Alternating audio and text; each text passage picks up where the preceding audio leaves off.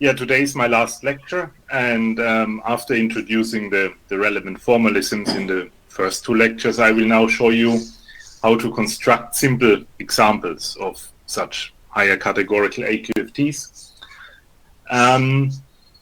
So what this will be about is a super simple class of models, which are linear quantum gauge theories. So there is no interaction present. And these kind of very simple quantum gauge theories, I can show you how to construct them in this framework of homotopy AQFT I introduced. Now, our construction is inspired by techniques from derived algebraic geometry, as for example, Albin showed you a bit in his lecture. But in contrast to what happens in derived algebraic geometry, what we do is much, much simpler, because in derived algebraic geometry, the basic objects you study are derived stacks. And these derived stacks are relatively complicated, but for linear quantum gauge theories, you can boil down everything to chain complexes. And with chain complexes, one can compute relatively effectively, and so one can perform constructions in this world. Now, our construction is similar, or it is superficially similar to the BV formalism, as, for example, developed in the context of AQFT by Kasia Reisner and Klaus Fredenhagen. But I think in contrast to the BV formalism, there are a few advantages, or also disadvantages in what we do. So let me first explain you the advantages and then the disadvantages. So I think one of the big advantages of our construction in contrast to the standard BV formalism is that all the steps in the construction are defined by derived functors. So at each step, you are sure that the constructions you're doing is compatible with quasi-isomorphism. So whenever in the middle of your construction you desire to replace your complex by a quasi-isomorphic one, the end result will not depend on that, up to quasi-isomorphism. So that is a controlled way of making sure that the construction is consistent with quasi-isos. Now, there are, in the usual BV formalism, there are certain tricks which I personally never understood, namely things like gauge fixing. You have to add certain terms to do a gauge fixing, or you have to add certain auxiliary fields like these Nakanishi-Lautrup fields. I never understood the role of those, because at the level of working up to quasi-isomorphisms, these things don't do anything. So the advantage I see in our framework is that we don't need these tricks, which are typically used in order to do the construction, because what we do is compatible with quasi-isos and can be defined on whatever model of the complexes you're working with. Now, the last point is also something which in the original BV formalism I never understood, and which I think we understand now a bit better, is so in the BV formalism, you have a shifted Poisson structure, the Undy bracket. But when you quantize quantum field theories on a Lorentzian manifold, what enters is an unshifted Poisson structure. So in quantum field theory language, this is this commutator function. It's an unshifted Poisson structure. And I think I can explain you how these unshifted Poisson structures in Lorentzian signature are related to the shifted ones. So these were the advantages. The disadvantages is that what we can currently do is quite restricted, because we can just deal with linear gauge theories, while when you do the standard BV formalism, you can also make it work for perturbative gauge theories. And we at the moment don't understand very well how to work with perturbative gauge theory. So we can just do the linear case, but in a sophisticated and controlled way. Just to confirm. Yeah. So you cannot treat any interactions, but this is supposedly then something you want to arrive at later, right? Because that's important, right? Certainly, the interactions. Yeah, sure, interactions are very important, but are difficult, because when you work with interactions, also the algebraic structures change. So then you have to go out of the world of chain complexes and do more sophisticated things. Then you need to look into the derived stacks and understand them better. So it's not just typical problems with interactions like that you have to do renormalization, etc., but it's already at the classical level where things get considerably more complicated in the case where you have interactions. So yeah, I think the things I will tell you today, they will work eventually when you have interactions, but the kind of interplay and connection between quantum field theory and derived geometry is not yet well enough understood in order to make these things work. Okay, But thank you. it's for the future. I mean, let's see. Let's see. I think there are different groups of people who are interested in developing this interplay between quantum field theory and derived geometry, and I expect that in a few years' time we will understand things much better. By we, I mean different groups of people. Okay. So since I'm heavily using chain complexes now, I want to fix my notations and conventions.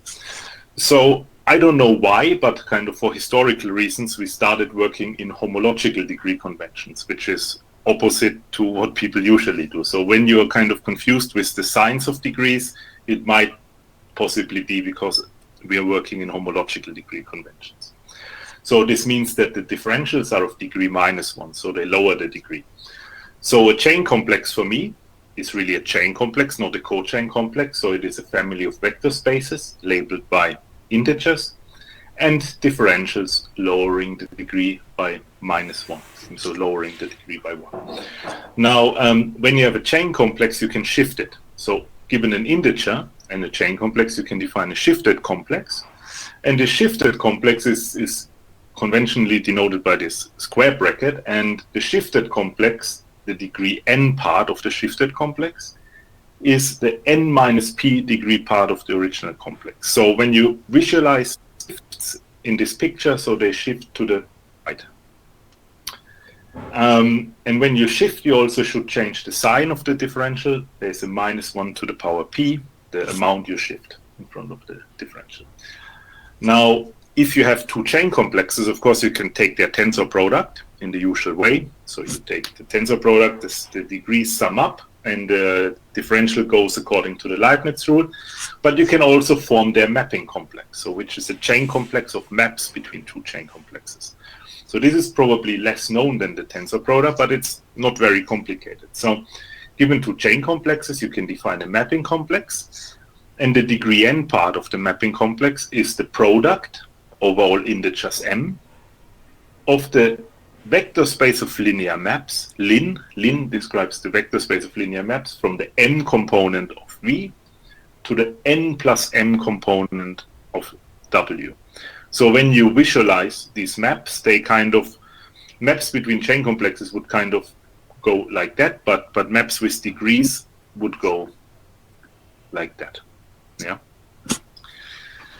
And on this mapping complex, you have a differential, which I denote by this del symbol, and this del on a family of such maps. So an element of the product is a family of maps. Lm goes from Vm to Wn plus m. N is the degree of the map.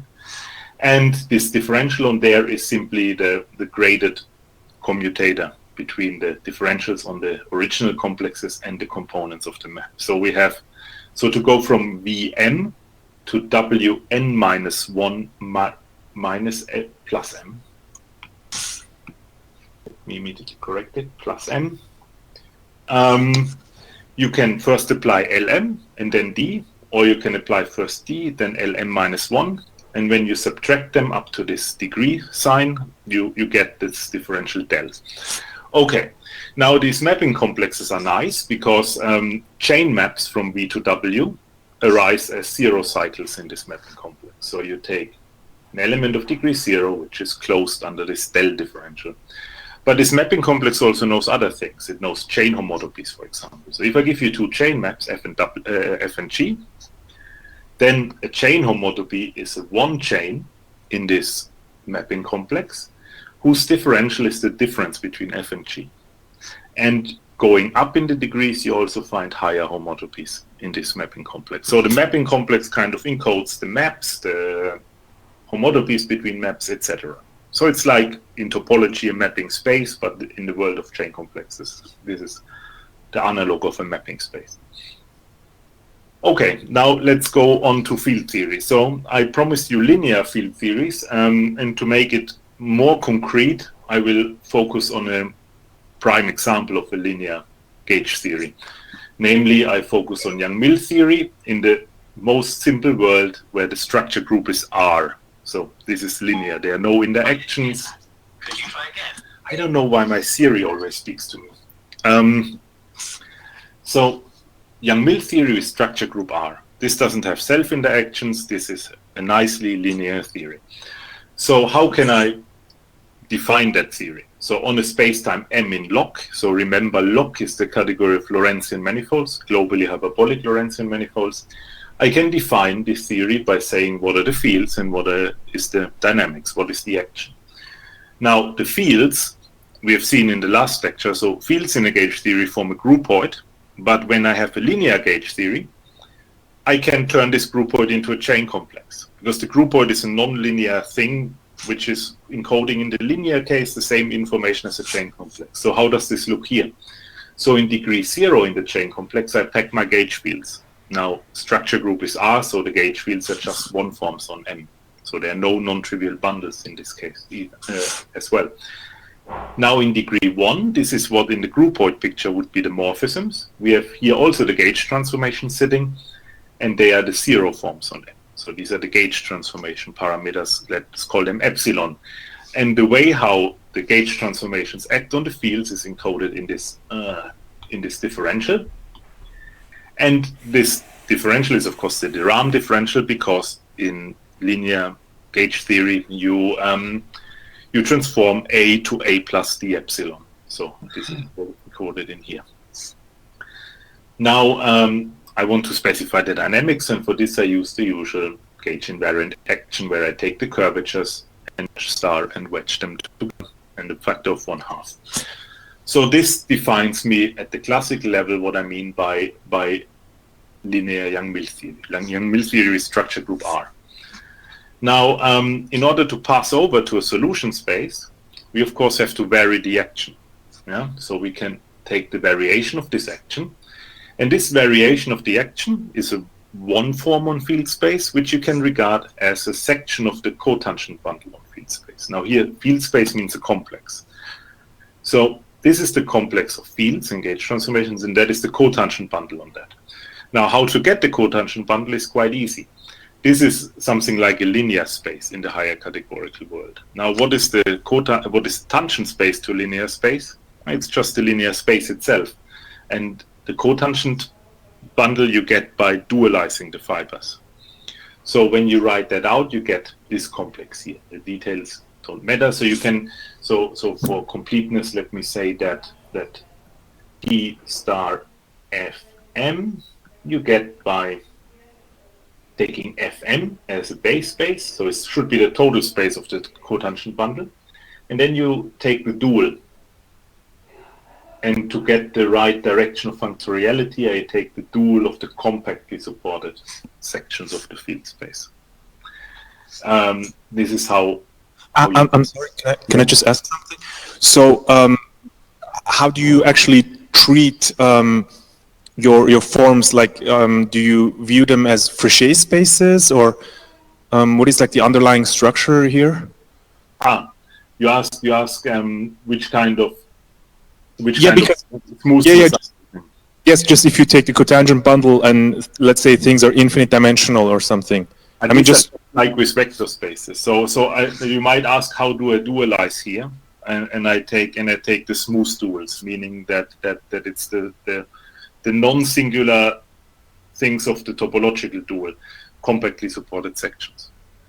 So this happens in you can make that happen in the category of Fréchet spaces, Fréchet vector spaces. No, then you cannot dualize locally convex vector spaces, sorry. Yes, exactly, right? Then the notion of cotangent bundle is not like, there is not direct way, right? You would have here distributions, but you can take non-singular distributions and then you get then you get functions back. So the dual of compactly supported sections is the topological dual is the vector space of distributions, and it has a subspace which is kind of distinguished distributions without singularities, and I'm taking the non-singular part here. Okay, thank you. yeah, these locally convex techniques, this becomes just relevant, more relevant when you deal with interactions. So here you just have to kind of define what you mean by dual, and the concept of dual is the smooth dual. I call that smooth dual because it's like the topological dual, but the non-singular things in the subspace of the topological dual. Okay. So this is why here there are no distributions happening. So here this is part of the cotangent spaces, and there are no distributions. Okay, so this map here, this variation of the action, when you look at it a bit carefully, so here you see again the field complex living in degrees 0 and 1, but dualizing of course produces something in degree -1, because by dualizing you swap degrees. So we have here something in degree -1 on the cotangent space, on the total space of the cotangent bundle. And this variation of the action has the following information. So most of it is just identity, but there is one interesting part in it, this delta D. Delta is the codifferential coming from the Hodge operator. So in this variation of the action, you see your linear Young-Mills or Maxwell equation appearing. And that's indeed a chain map. That this is a chain map I write down here, so that all these squares commute follows from gauge invariance of the action. Okay, now regarding the variation of the action as such a section of the cotangent bundle is useful, because then you can now define, using a nice small diagram, what you mean by the solution space. So taking this section here, so the variation of the action, you want to identify that with 0, because you want to pick those points where the variation is 0. So you want to get the extrema. So you want to compare this variation of the action with the 0 section of the cotangent bundle and form a pullback, meaning you want to pick those points which coincide here. So the points where the equation of motion is satisfied. So in this again gives a complex. But so since chain complexes, we work with quasi-isomorphisms, we have to be careful now. We cannot do a normal pullback, we have to do a derived pullback functor. So the derived pullbacks are called homotopy pullbacks. I talked about them in the last lecture. And I define the solution complex as the homotopy pullback of this diagram. So this here is defined by universal property. And this is very analogous to what people call a derived critical locus in derived algebraic geometry. I add here linear because this happens in the world of chain complexes, not in the world of derived stacks. So why is the lower left, why is that f of m? Because, I mean, you could have the 0 map from anything. It's a 0 section. I intersect sections. So when you do that non-homotopically, what would be the ordinary pullback? So in the ordinary pullback, there would be pairs of fields, let me call them phi tilde, pairs of fields, satisfying a certain condition, and namely the condition is that the 0 section on this field, the 0 section produces that. Yeah, this is the fiber entry, sorry. Now I have to, so pairs of, so this is in the cotangent. This is a point of the cotangent bundle, yeah? So it's the base point phi given by the field and 0 in the 0 vector in the fiber. And the condition this pullback would implement is that phi comma 0 is equal to phi tilde comma delta s on phi tilde. So you would enforce two conditions. You would enforce that the base points are the same, phi equal to phi tilde, and that the variation of the action at this point is 0. So this, what you pick out would be just single phis, such that delta s at phi. Oh, I see. It's because that's the 0 section, not just the number 0. That makes sense. Thanks. Exactly. I regard this thing as a section of a bundle, so I have to do at each point the setting 0. Okay. Also, question. You said before that T star F contains also the gauge transformations. So does your solution space somehow encode the solutions of the equations of motions modulo gauge transformations, which moreover generally in singular space? So in what sense do you capture? Good point. Yeah. So this is a derived functor construction. So it's a priori not easy to interpret what that thing does. I work out the solution complex on the next slide where it gets more obvious what it does. But it does in a sense the following. So it remembers gauge symmetries. These are encoded in these complexes here. The gauge symmetries are part of all these complexes here. Yeah. Now, instead of setting delta S equal to 0 in a strict sense, you set delta S equal to 0 just up to homotopy. And these additional homotopies, bringing delta S to 0, also become degrees of freedom in this solution complex. And this will later tell you where the antifields come from.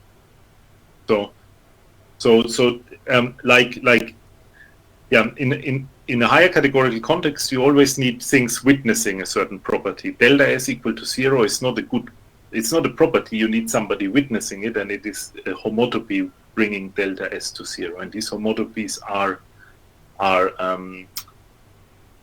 have physical interpretation. I come back to that on the next slide. That confuses me now, actually. Yeah. Because if I look at the solution space modulo gauge transformation, so delta S is strictly 0, and then I still have to identify some things. But now you seem to loosen delta S equals 0. So why does it give this? This is more than the ordinary solution space. So this has the ordinary solution space modulo gauge as its 0 homology. This is a chain complex which knows more. It knows more. It knows more. The standard story the people from derived geometry tell you is that intersection problems, when they're not transversal, of course produce bad spaces. But the derived intersections, they give you some kind of additional information on how bad the intersection was. So these are spaces with more structure, and this more structure are hard to interpret, but they have analogs in the PV formalism. I will explain in a moment. Yeah. So one loosens up everything. I mean, I do never strictly quotient out the gauge symmetries, and I never strictly demand delta S equals 0. Everything, according to the world of chain complexes, everything is not strictly formulated, but everything is up to homotopy. Because this is the right way how to work in this higher categorical context. And this matches surprisingly well what you know from physics. Okay, I think this is useful to go here a bit into the details. So here I just defined something. I mean, here I said, okay, the solution complex is the guy up there defined by a homotopy pullback. So one might ask, how does this look like? Can I compute that thing somehow explicitly in terms of data which is around? And indeed, this you can do. I will sketch a proof of this proposition below to give you some impression how to compute these homotopy pullbacks. But I first want to make the statement and the remark. So a model for the solution complex previously defined is this chain complex here. So it is a chain. So we started with a field complex which has fields in degree 1, gauge transformations in degree 1, and fields in degree 0. The solution complex has more. Gauge transformations in degree 1, fields in degree 0, and then stuff in negative degrees. And it also has differentials in negative degrees. Now, when you look carefully at what this complex is, you see, I've seen that before. Namely, these are exactly the field content and the differentials you know from the PV formalism. So you have the ghost fields in degree 1. These ghost fields have a differential to go to the gauge fields. These gauge fields have a differential, which is exactly the equation of motion operator, going to the antifields. And the antifields have a differential, the co-ram differential, going to the anti-ghosts. So this is what you get from a calculation, as I show you in a second. So this derived critical locus kind of spits out the BV formalism field content. You don't have to plug it in. This is a consequence of this homotopy pullback. So the homotopy is here the important thing. So the ghosts, the antifields are the things you pick up by identifying the equation of motion, not in a strict sense, but in a up to homotopy sense. Okay, let me briefly sketch how to prove such a statement. So we have to compute a homotopy pullback, and homotopy pullback is a derived functor. So what we have to do is we have to do a certain resolution of the diagram. So we have to resolve this diagram, we have to make it fat enough that we can compute a normal pullback. Now, because of a specific property of the model category of chain complexes, which is called properness, I don't want to dig into the detail, it is sufficient to take one of the arrows and replace it by a vibration. So, and I take the zero section here and I replace it by a vibration. The vibration, remember, is a degree-wise surjective map. And this thing here is clearly not degree-wise surjective because it just maps to the zero element of the cotangent spaces. Now, how do I do that? So I want to replace the zero section by a weakly equivalent vibration. Now, a nice way to do that is that you fatten up the zero complex. So let me introduce the following acyclic complex. Acyclic means it doesn't have homology, has trivial homology. And this acyclic complex D is like a disk. So it has in degree 0 R, in degree -1 R, and the differential is the identity.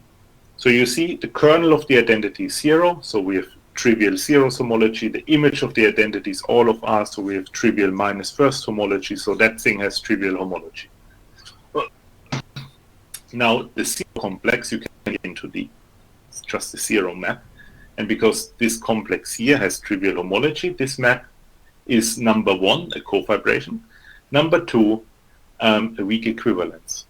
So this is an acyclic covibration here. And from D, you can go down to R. R sits in degree 0. How do you do that? You just map that one with the identity to R, that one to 0, that is 0. So this is the chain map down to R, this one. And that is clearly a vibration. Here I'm degree-wise surjective. So I'm kind of taking the map from 0 to R and factor it through an acyclic covibration and a vibration.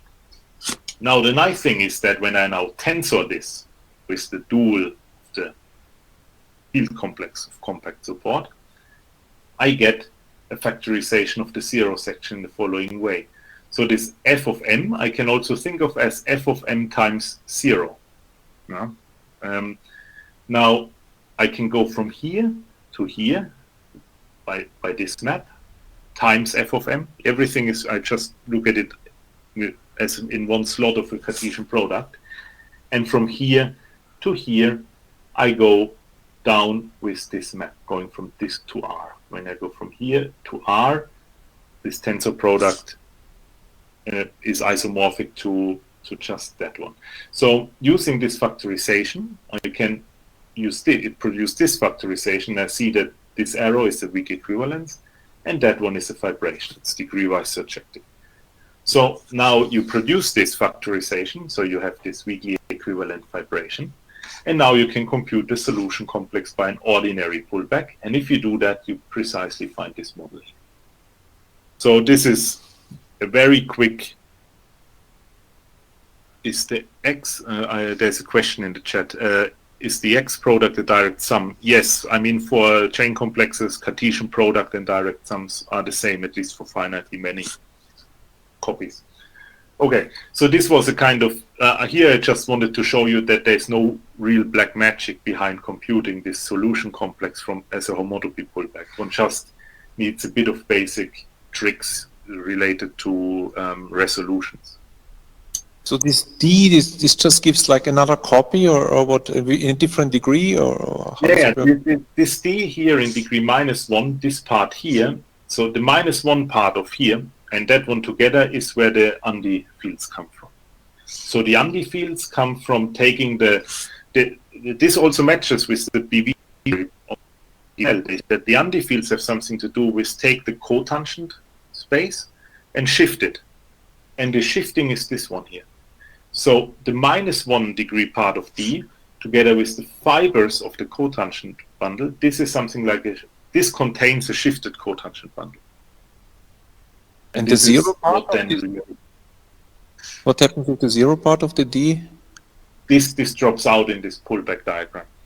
So you still have, so forming the pullback here means now you have to take elements in here and elements in here which strictly match down here. And the things in the zero part drop out when you do the calculation. I see. Thank you. Okay. So these, at least in the linear world, it derives to the. So your weak equivalence is in this setting is just isomorphism, or? No, quasi-isomorphism. Quasi-isomorphism, okay. Yeah. Sure. So there is not much black magic to compute these solution complexes in the linear world, but of course in the nonlinear world, as you've seen in Alban's talk, for example, it's much harder to compute derived critical loci, and it's very hard to get your hands on them. So this is one of the reasons why we are stuck at the moment in the linear world, because we don't have these derived geometry techniques under control. Okay, so let me give a bit of a physical interpretation of the homology groups of this solution complex, because that is now like a very isolated, in a super simple model, the core of the BV formalism in a sense. So what do these homologies here mean? And they're all physical interpretation.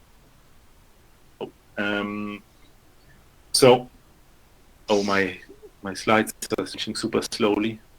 Sorry for that. I don't know why this is so slow. Anyway, so homology groups we can. So let's compute the first homology group of this. There's a delay between my writing and. So the first homology group is just the kernel of D on zero forms. So what that is just the zeros de Rham homology of the manifold you're working on.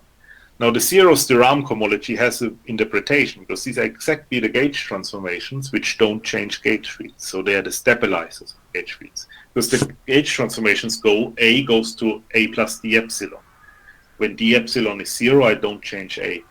So the first homology has something to do with how non-free your gauge symmetries act. So it counts the stabilizers of your gauge symmetries. Now the zeros homology is the standard guy. When we go back, zeros homology is the kernel of this map. This is Maxwell linear equation. And I'm again delayed here, sorry. So solutions mod gauge. So the gauge orbit space of solutions. Zeros homology is the gauge orbit space of solutions. Now the minus first homology is more funny. You see that when you look at what that means, so you have here one forms which are co-closed, and you want to describe them as the image of the equation of motion operator. So what this minus first homology tells you is obstructions to solve the inhomogeneous Maxwell equations, where J is a co-closed form. Of course, these obstructions are encoded in the delta cohomology, so in the co-differential cohomology, which is the m minus first de Rham cohomology using the Hodge star. So and the minus second cohomology is trivial, because you see that it is related to the top degree de Rham cohomology, but we work on a globally hyperbolic Lorentzian manifold, which is R times sigma, so there is no top degree de Rham cohomology. Okay. Now, what I want to emphasize is here in this box. So from this analysis of the homology groups, we see that this solution complex contains more refined information than the naive gauge orbit space of solutions, which is just the zeros homology. In particular, this more refined information comes in both positive degrees and negative degrees, which in the context of derived geometry have different interpretations. The things in positive degrees are stacky features, so features related to non-freeness of group actions. And the things in negative degrees are features related to non-transversal intersections, derived features. And so this simple example of a gauge theory has already both features, the stacky and the derived features. Okay. Now, in order to pass over to a quantum gauge theory, I have to produce somewhat a Poisson structure which I can quantize. Now, a feature of this derived geometry framework is that derived critical loci always have shifted Poisson structures. So every derived critical locus has a -1 shifted Poisson structure. I don't want to define that in full generality. I just show you the explicit example of the minus shifted Poisson structure which we need. In the context of the PV formalism, this -1 shifted Poisson structure is called anti-bracket. So every derived critical locus has such a shifted Poisson structure called anti-bracket in physics. So this is a theorem by Kalak, Pantev, Toen, Waki-Vezzosi in the context of derived algebraic geometry, and it is heavily explored by Costello and Quilliam in the context of QFT, because their framework is based on this -1 shifted Poisson structure and its quantization.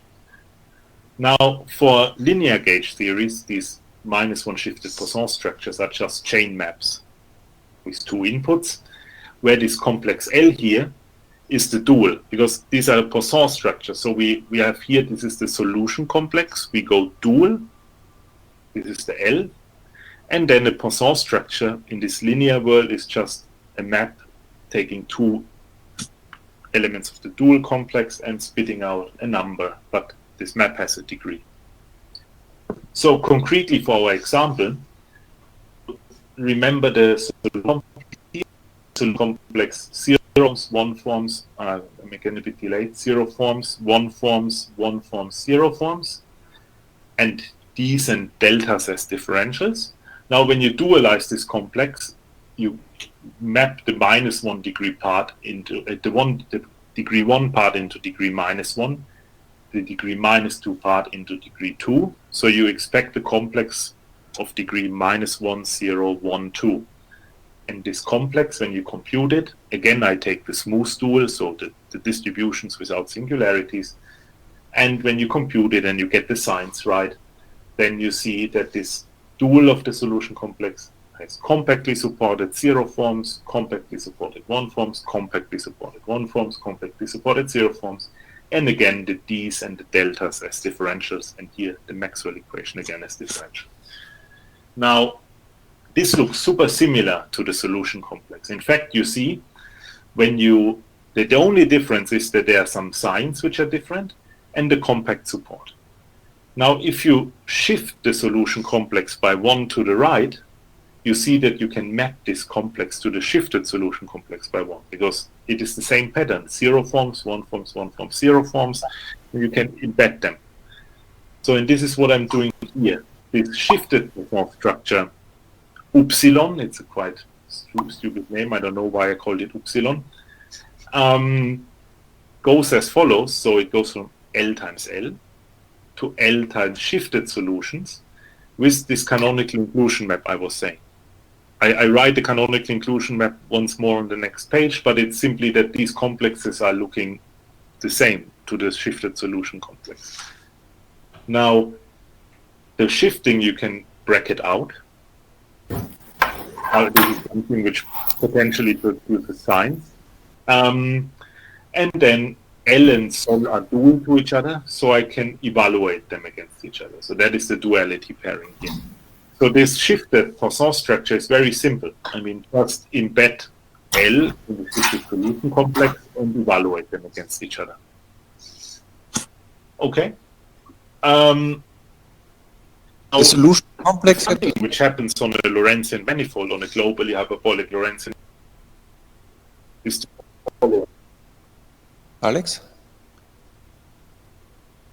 Alex? Sorry?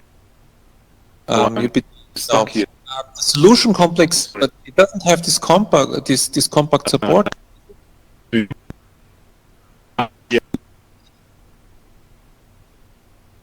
Do you hear me?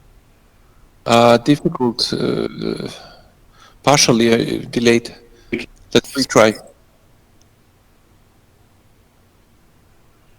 Say again. An error has occurred. Oh, sorry. I think something broke.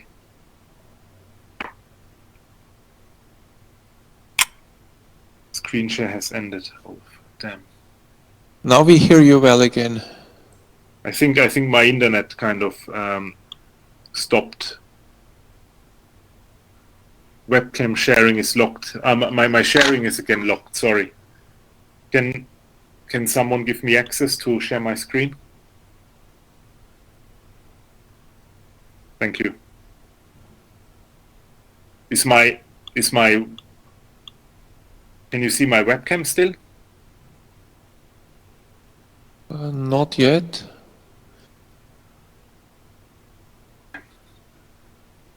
Web sharing is well.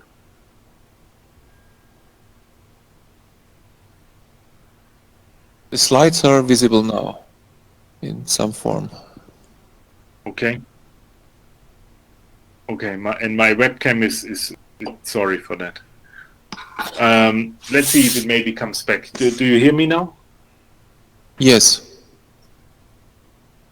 Perfect. You had a question? Sorry for that. My question was, you said that L of M is almost like the solution if you shift it, but the solution space, does it have also this compact support? No.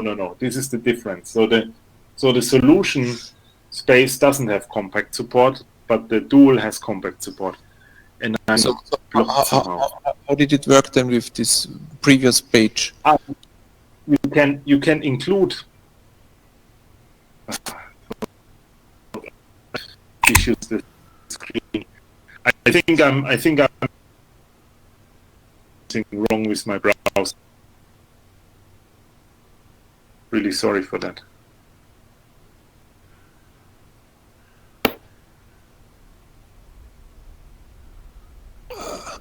So you embed the compact ones into the non-compact one. It's like this? Alex? Sorry for that. Yeah, now I'm back. Is it like this that you embed the compact ones into all non-compact ones? Yes, exactly. The compact ones you can embed into all. I see. Yeah. Okay, then I understood now. So let's hope that this solves the problem. Okay, now let's see. Yeah, even with writing, very good. So you should see my slides now again. Yes. Oh, perfect. Okay, yeah. So here's once more written out this inclusion map. That is why I put it here, because I was expecting questions on that. So when you shift the solution complex by one to the right, you see that the pattern is the same: 0 forms, 1 forms, 1 forms, 0 forms. Just the support is different. I mean, the dual complex has compactly supported forms, while the solution complex has non-compactly supported forms. There are also some different signs in the differentials, but this is inessential. So you can include them into each other potentially with minus signs. And you get a chain map from L, from the linear observables, to the solution complex. And the funny thing which happens on a globally hyperbolic Lorentzian manifold is that this map L, which is the thing determining the shifted Poisson structure, defines a trivial homology class in this mapping complex. Hence, also the shifted Poisson structure defines a trivial homology class. So it means that the shifted Poisson structure is as good as 0. It defines a trivial class. It is exact. So proving this result, that that this map here has the trivial homology class, really uses the solution theory of this Maxwell operator on global hyperbolic Lorentzian manifold. Jürgen, could you please turn off your microphone because we make noise? Thank you.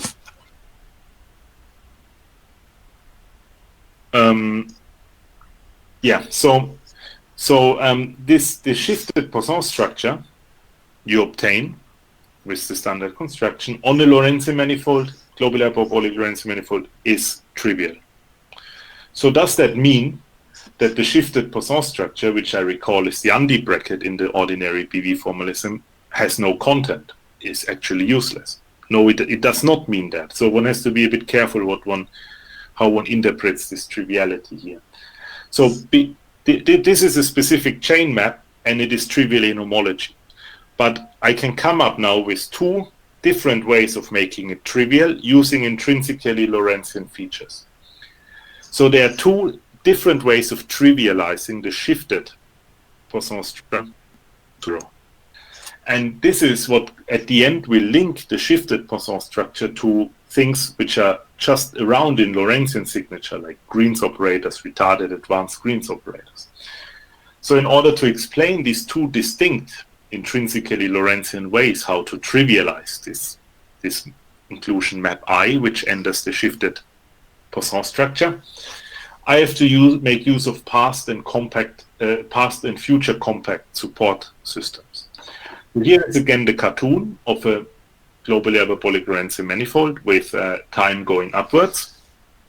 Now, what I mean by past compact is that this is a section or a form here in this case, which has support in the future of a Cauchy surface. So towards the past, it is zero. So that is why it's past compact. And future compact is the opposite.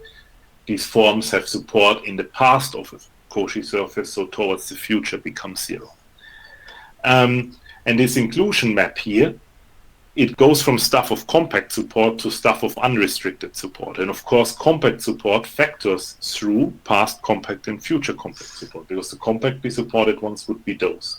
And they are both past and future compact. Now there are now two different ways how I can trivialize this map I. Is trivial, so two different ways. One's going through past compact support, and one's going through future compact support. So, and this is the content of the theorem here. So there exists a unique up to contractible choices contracting homotopy, which I call G plus minus for a reason becoming clear in a moment, for this complex here.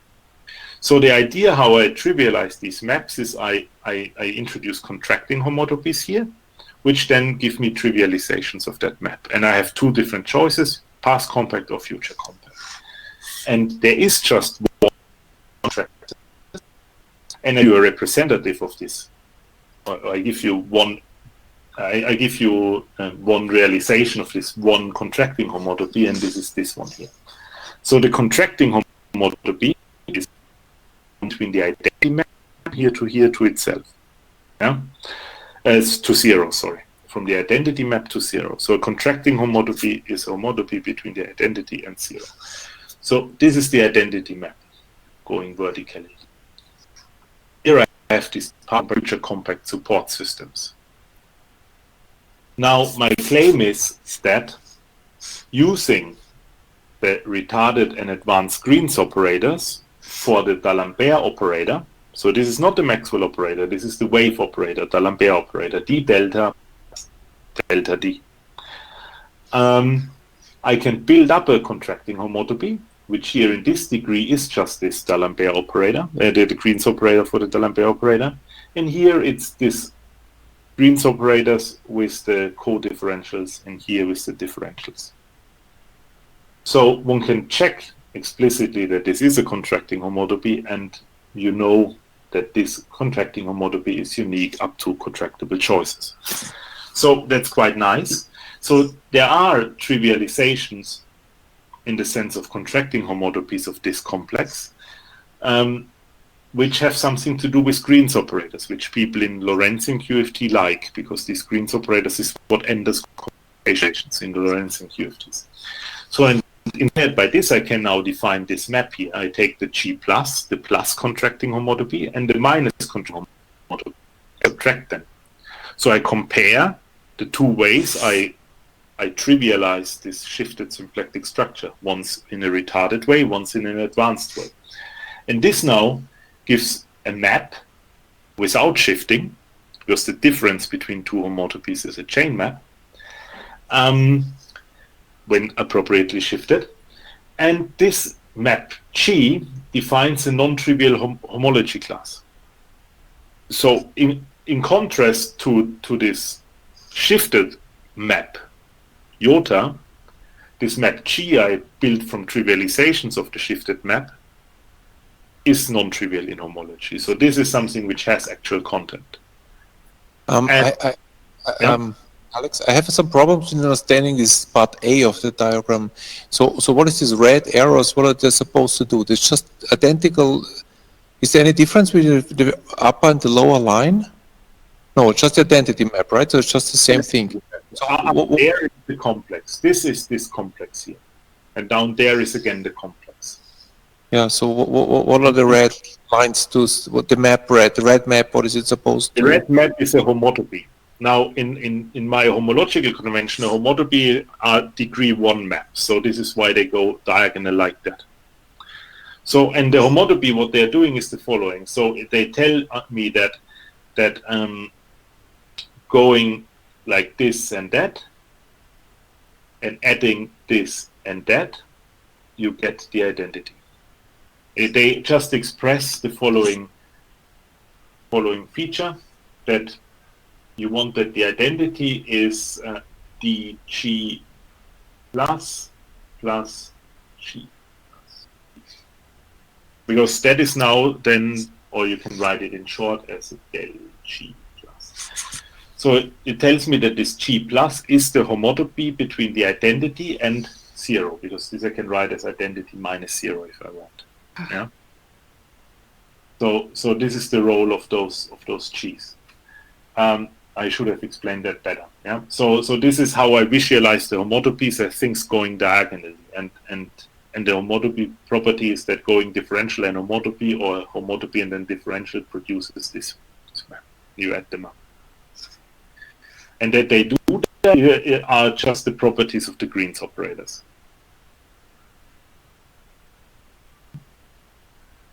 Okay.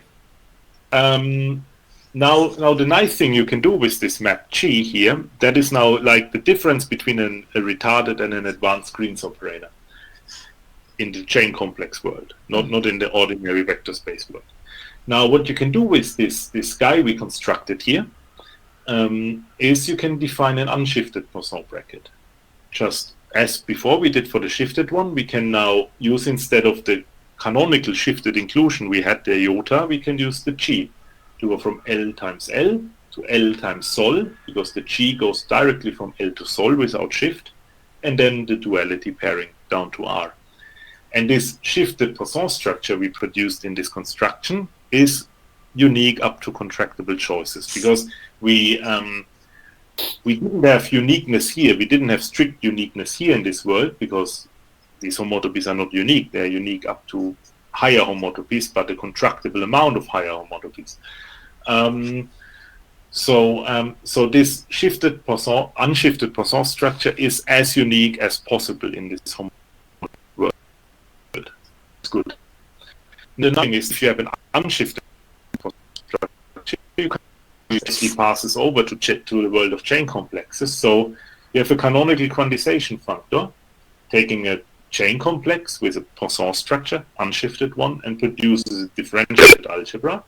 How does it do it? It takes the complexified, so you build polynomials, and you mod out canonical commutation relations, which here, of course, because of the sign rules, the Koszul signs, you have here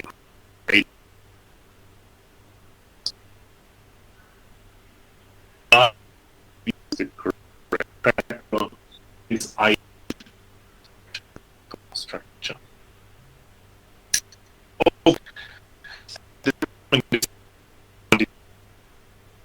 It's difficult to hear you.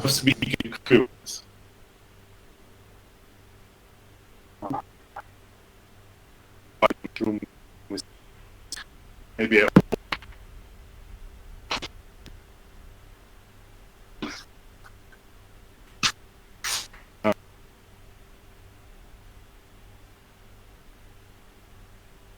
does it work better now? Yes, now it's better again. Yeah. I don't know what's wrong today with my internet. I'm really sorry for that. So do you think in 5 minutes you can still kind of stop, or you need much more? I'm done in 3 minutes. Say. Super. Okay, great. So my statement here is that this canonical quantization relation functor preserves weak equivalences, and so it is automatically a good functor. It doesn't have to be derived. So there's no need to derive the quantization functor. And this functor has also more nice properties, that if I take a Poisson structure and the shift and the homotopic one, then the result of this functor, so CCR of a chain complex with a Poisson structure and the chain complex with the homotopic Poisson structure, these are quasi-isomorphic by a zigzag of quasi-isos, which you can by a zigzag of weak equivalences in differential graded algebras, which you can explicitly cook up. So what that means in words is that this kind of quantization is consistent in our homological approach, in the sense that all the non-uniqueness, we always had uniqueness up to homotopy, and this is preserved by the kind of quantization we are doing. So I think this is the last thing I want to say, and then I have the summary slide. So the main result is that when you do this construction I'm telling you, and you get then out of it an assignment to each space-time M, a DG algebra, which you obtain from the canonical commutation relation quantization of this L complex with the unshifted Poisson structure, you get a homotopy AQFT, which is not strict but almost strict, so semi-strict I call that, A, and this is a homotopy AQFT which describes this linear gauge theory. And what this semi-strict means is that I get a strict functor, so it is a functor from spacetimes to DG algebras. It satisfies strict Einstein causality, so you get for causally disjoint embeddings, spacetime embeddings, you get commutativity of the observables localized in M1 and M2. Now here commutativity of course means commutativity in the sense of DG algebra, so graded commutator equals 0. But the time slice axiom is there in a weak sense. So if you have a Cauchy morphism, so a morphism which kind of embeds a certain time interval, then the DG algebra morphism you have here is a weak equivalence but not an isomorphism. So this is not a strict but a homotopical time slice axiom. So summary, and then I'm done. So I have shown you that one can construct examples of homotopy AQFTs by adapting techniques from derived geometry to the context of field theory. So exactly this adapting techniques is not very well developed at the moment, but I think that different groups of people are interested in developing that. So we will hopefully see in the future more on how to use derived algebraic geometry in the context of field theory. Now, at the moment, we can do this for linear gauge theories. There is no obstruction in doing it for linear higher gauge theories. When you say have linear two-form gauge fields which have a one-form gauge symmetry and a zero-form two-gauge symmetry, these things you can deal with in the same way. Because in these linear worlds, everything reduces down to basic homological algebra. So you don't have to work with derived stacks, but you can work with things you're used to, namely chain complexes and homological algebra. Now, even though this approach we are doing looks similar from a kind of superficial point of view to the BV formalism, I think it has some advantages, and as I said at the beginning, of course, also disadvantages. The advantages are all constructions are derived, so what we do is compatible with weak equivalences, so we pay attention that our quantizations and so on behave well when we replace things by homotopic things or by weakly equivalent things. We don't need tricks like gauge fixing, so you've seen I know where in defining what I want, I know where I use gauge fixing, so additional fields. So these tricks which appear in the usual physics literature we don't have to use, which I think is something to do with the fact that we define these constructions in a derived way, where they don't need to this extra fuss, which you can add or subtract if you want. And I think it clarifies a bit how these shifted Poisson structures, which you canonically have in the BV formalism or in derived geometry of derived critical loci, relate to unshifted Poisson structures which are used for canonical quantization. And of course, the big disadvantage we have at the moment is that we cannot deal with interacting quantum field theories. So the open problem is to generalize constructions of this type to quantum gauge theories with interactions. Okay, thanks a lot, and sorry for going over time. Thank you very much.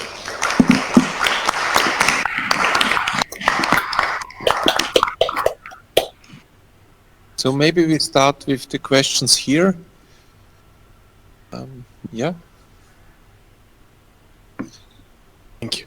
So exactly on this slide here, so on the point 3, where you say we have this relationship, right, between the shifted Poisson structures and the unshifted ones.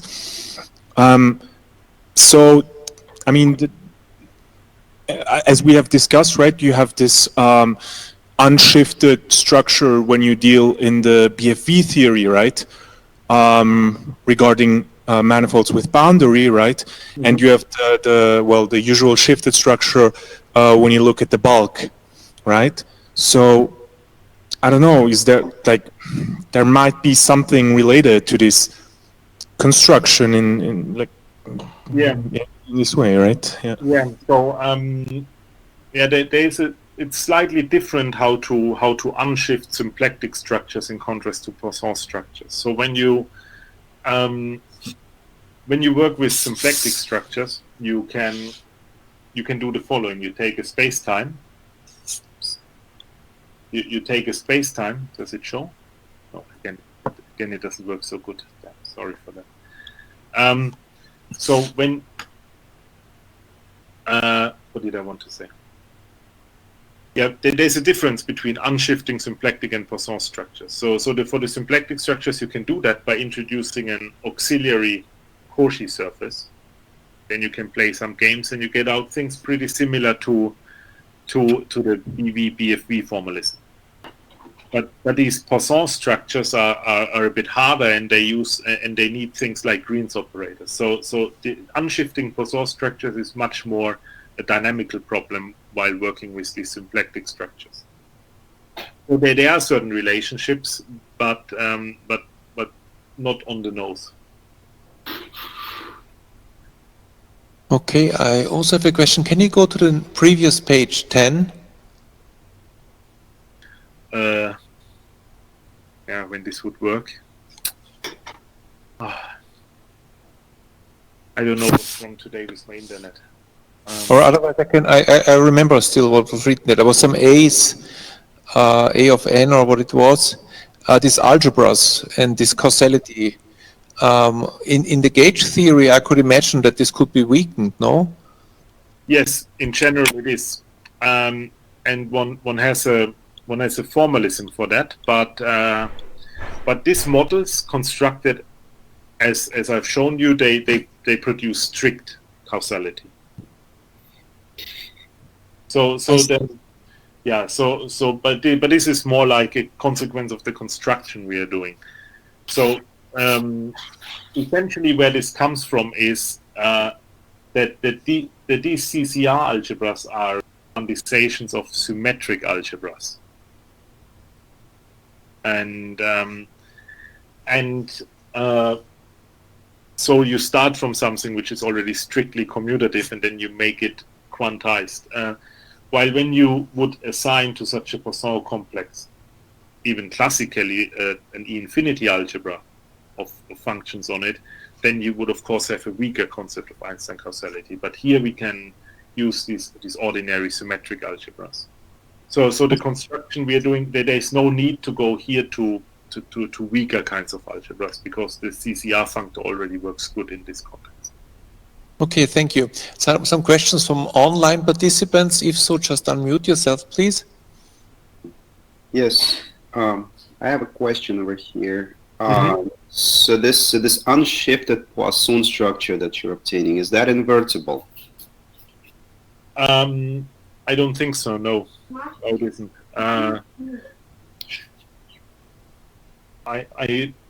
Typically in field theories, none of these Poisson or symplectic structures are really invertible. because of the infinite dimensionality of things. So it's very hard to say what is non-degenerate in a field theory. This is why many people prefer working with Poisson structures. If I remember correctly, so when you use the naive definition of non-degeneracy, like that when I define a bracket, then for every element I find another element that the bracket is non-zero, then this depends, if I remember correctly, on the topology of M, if that is non-degenerate or not. So if it has compact Cauchy surfaces, you have a non-degenerate bracket. If you have something like Rn, like Minkowski spacetime, you don't have non-degeneracy. So if sigma is compact, let's say that. Yeah. And I think we see the reason we see here from the homology groups of the solution complex. So you see that here it's a zeros homology of M, and M is R times sigma, so it's a zeros homology of sigma. And here is the top -1 homology of the Ram homology of M, which is the top homology of the Cauchy surface. So when the Cauchy surface is compact, these are Poincare dual to each other, and that gives you then the non-degeneracy. But when you have something like Minkowski spacetime, then you have here in positive degree something non-trivial, but here you have something trivial. So you don't have, so they don't match in the duality. So it depends on the topology. I see. So well, let's say it is compact. Then then it is non-degenerate. So the its inverse, the symplectic structure, would that be going back to a previous question? Would that be the same as what you would get by doing a Hamiltonian BFV on sigma? Or Yeah, good question. Good question. I don't know. I would have to look into that. So.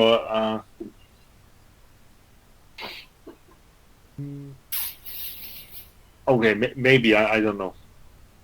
Sorry. Okay, thank you.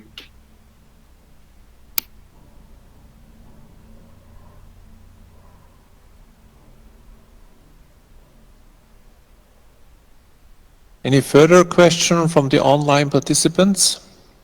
I have a comment. Yep. Hi, Alex.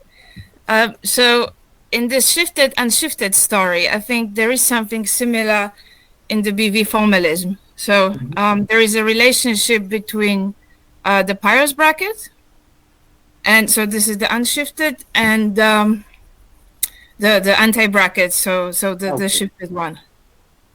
Okay, how does this look like? Is that So also? this is in my paper with Owen, if you want to look at it. So the idea is that you have a lift from functions to vector fields, which is given by the causal propagator. Mm-hmm. So you take so causal propagator gives you something like a bivector.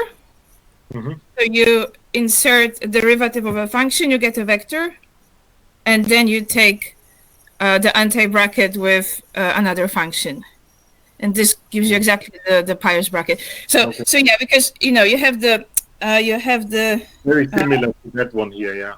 right? Yeah, I think this is the similar sort of abstract reason that it exists. That you have a sort of like a lift map, which is due to properties of the solutions, the solution space. Yeah, cool. Yeah. So I So have to look like into that. completely, I think there's exactly the same story also in pure BV, which I guess would mean that probably also in BFV there is a parallel thing. Yeah, maybe. Yeah. Yeah, these unshiftings, I mean, yeah, so I will look in what you say because that's interesting. Yeah, we do it kind of in the last chapter, so nobody gets so far in the paper. Okay. But Okay, I will write you later and ask for the Okay, cool. last chapter. yeah, I can give you more details if you want. Thank you. Okay. A final question, maybe?